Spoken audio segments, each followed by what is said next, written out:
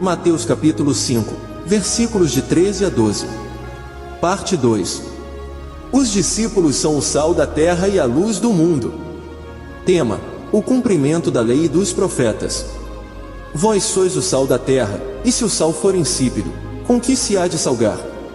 Para nada mais presta senão para se lançar fora, e ser pisado pelos homens. Vós sois a luz do mundo. Não se pode esconder uma cidade edificada sobre um monte, nem se acende a candeia e se coloca debaixo do alqueire, mas no velador, e dá a luz a todos que estão na casa. Assim resplandeça a vossa luz diante dos homens, para que vejam as vossas boas obras e glorifiquem a vosso Pai, que está nos céus. O cumprimento da lei e dos profetas. Não cuideis que vim destruir a lei ou os profetas, não vim abrogar, mas cumprir. Porque em verdade vos digo que, até que o céu e a terra passem, nem um jota ou um tio se omitirá da lei, sem que tudo seja cumprido. Qualquer, pois, que violar um destes mandamentos, por menor que seja, e assim ensinar aos homens, será chamado menor no reino dos céus. Aquele, porém, que os cumprir e ensinar será chamado grande no reino dos céus. Porque vos digo que, se a vossa justiça não exceder a dos escribas e fariseus, de modo nenhum entrareis no reino dos céus. No versículo 13, de Mateus 5. Se um tempero não tiver sabor, não fará diferença. Se os cristãos não fizerem um esforço para influenciar o mundo a seu redor, serão de pouco valor para Deus. Se formos semelhantes ao mundo, não teremos importância. Os valores cristãos não devem ser misturados com os mundanos, a fim de que influenciemos as outras pessoas positivamente, da mesma maneira que o tempero na comida ressalta o melhor sabor.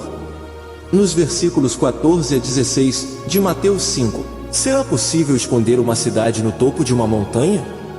Não, de noite, sua luz pode ser vista a quilômetros de distância.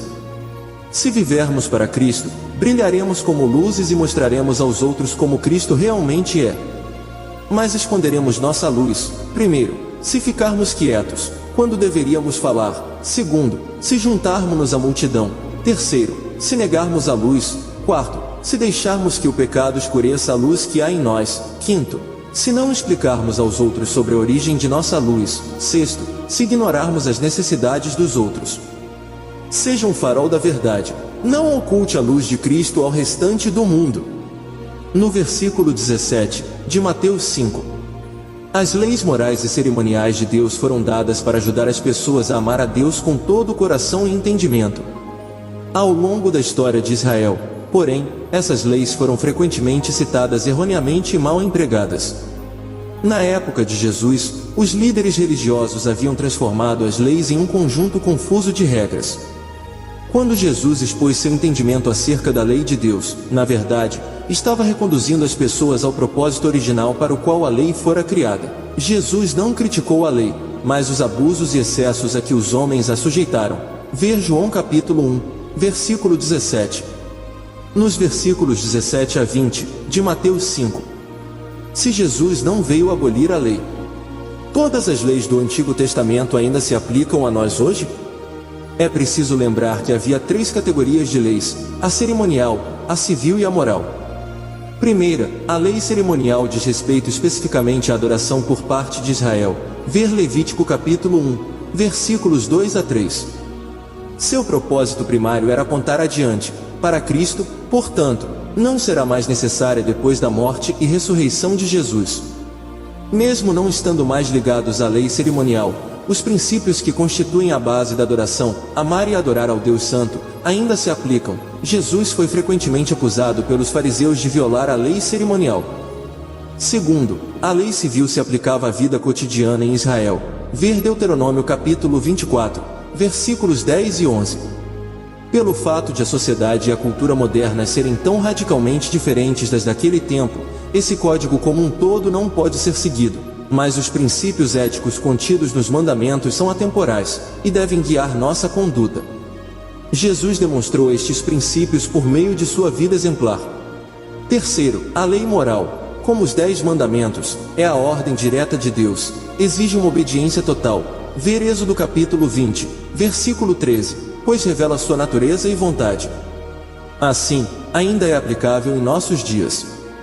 Jesus obedeceu completamente à lei moral. No versículo 19, de Mateus 5. Alguns fariseus entre a multidão eram peritos em dizer aos outros o que fazer, porém eles mesmos perderam a essência da lei. Jesus deixou bem claro, porém, que obedecer às leis divinas é mais importante do que explicá-las. É muito mais fácil estudar as leis de Deus e dizer aos outros que as sigam do que colocá-las em prática na própria vida. Como você está em relação à obediência a Deus? No versículo 20, de Mateus 5. Os fariseus eram rigorosos e metódicos em suas tentativas de seguir a lei.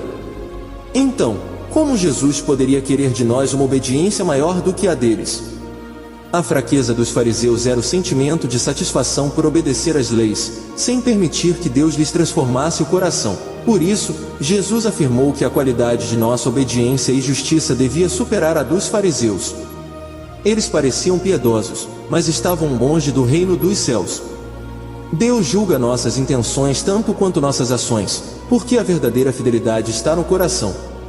Preocupe-se com as atitudes que as pessoas não veem com a mesma intensidade com que se preocupa com as que são vistas por todos.